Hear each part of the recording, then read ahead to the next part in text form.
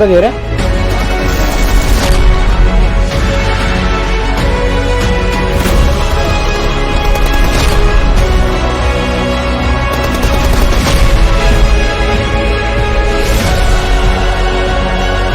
Ise bir mermi atması lazım. Burada Reis'e uzaklaşa oynayacaklar ama Halsici'yi durdurmak çok zor. Bu çocuğu bulamıyorlar milimetrik cover'dan.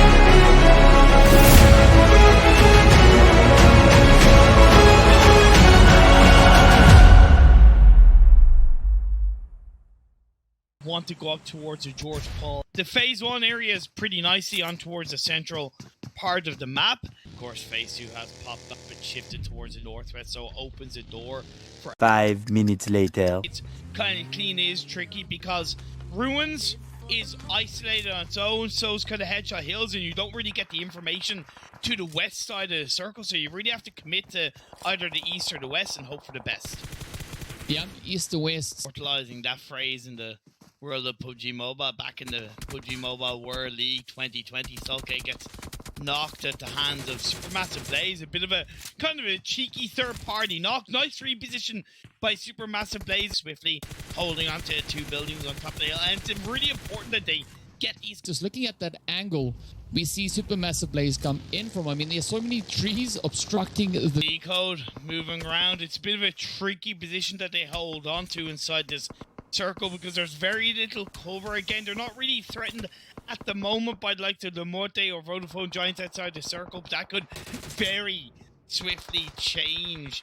Yep, they'll definitely have to try and buff as much as they can. Another team that now has to try and put up those defensive plays is going to be the side there of Canino Power. We see the players from Game Lord now moving in from Ruins, trying to push up that hillside. We already see Me getting taken down, but this is that opportunity that Game Lord has now been waiting for, as we do see Victor come flying past. They find the hits. Robs goes down in the trade-off, but with that, they are able to secure the position for the time being. Canino Power now being put on the back foot here, as we can see Gonzo and Axa trying to hold on, cooking up the grenades, sending them out. Naravalo just huddling down, trying to see if you could get a little bit closer to Robs. Don't go for the revive though, Game Lord. Don't go for the revive, right? You're giving Canino Power the time to get back into this fight. You're giving time for the likes of S2G, the third party. I get that it's like it's so like natural to be like, oh, we need to go for the revive, but you give your opponent so much more time to play around you, reposition and disengage, and just like that, that's going to be a kill onto Narvello at the hands of Canino Power. Just wasted opportunity when Game Lord had a chance to at least grab a couple of kills before going out. Not saying they would have won the fight, but it's much better. It would have been much better than what happened to them just there. Yeah, of course, in a situation like that, like you pointed out yesterday, it is better to prioritize the engagement before worrying about getting that res. As you rightly pointed out, it really does give the opposing team that opportunity to advance even further on towards you. And speaking about advances now... That's what I kind of predicted for Exquisite Decode, right? They weren't in a good... They both ended up disengaging away from... And nobody really wins that one, because we saw Game Lord go down to Canino Power and S2G. Not saying the lack of fighting or the lack of quick disengagement was the reason for it, but certainly did not help when we're seeing World of Wonders be put under pressure by footballers, but kind of winning it for the time being as there are 2 players left up. Levazan ends up getting knocked down, and I think it's just 1 more player, footballers, left up. No, 2, Rom and Lutz. Ooh, but this is, yeah, this has been an interesting push coming in, though. World of Wonder coming in with a nice dynamic approach to the engagement here, as they have a bit of health before advancing. Cooking up the nade. Maybe just out of reach. Is it going to make it? No, it doesn't, but it gets really close, though. Close, but no cigar. Again, that kind of double push or that double knock and kill from World of Wonder has allowed them to keep themselves up as a full squad. The circle is starting to close in closer and closer as Unicorns love pushing up on towards that western side. I believe just 1 player left up for them as he's a little bit fixated on the feed, but will continue on as Phantom. I don't know who Phantom is, being perfectly honest, but he has helped to clutch up to take down Mad Bull. Are going to be losing another player. It is up to Fanta now to try and hold on to the show as the zone is now shifted once again over towards the eastern side. But Fenerbahce still rocking a full squad. In fact, the only team that is still sitting on a full squad. Vigo, so I'd be very surprised if the full squad survive into the next circle. Luckily, there's not too much build up on towards that side in terms of Demorte. Is the only thing kind of gatekeeping them is one player left up. Supermassive Blaze looking to clear out the Eastern Stars, and indeed they do. Octavian goes down.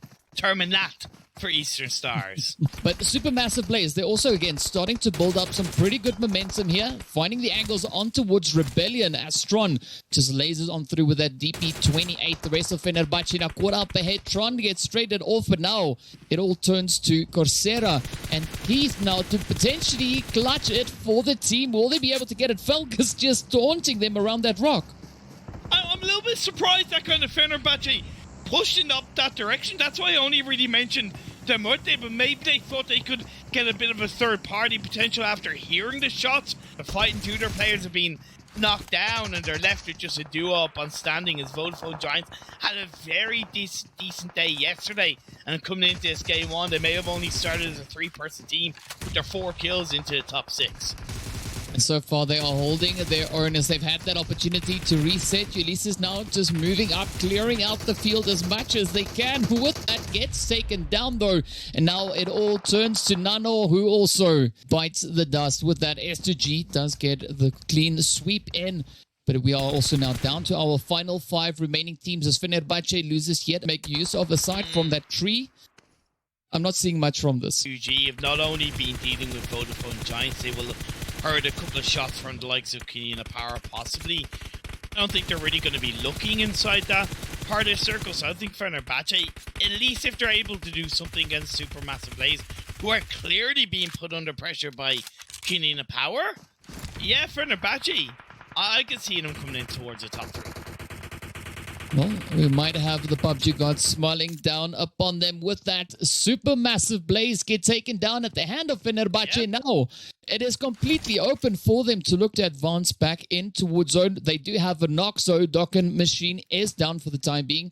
There will be that opportunity now to get themselves quickly raised back up if the blue zone starts closing it. But meanwhile, over on the east, we see the Muerte now getting absolutely demolished, and it turns to Carino Power and S2G to fight it for control of this first match. Out comes the Chef Kisses once again. S2G slowly making their advances. I like the way that they are still keeping their separation, so they haven't sent out anyone just yet, and that really paid off. As we can see, Nomi now just getting taken away, and it is up to Axa, who's cooking up the final nade. Will he be able to get that angle in towards S2G? Up comes the split now as CALSE is looking to move forward alongside SYLAS Pew, and with that, the execution goes down. S2G take away the victory with a very comfortable 8 kills on board.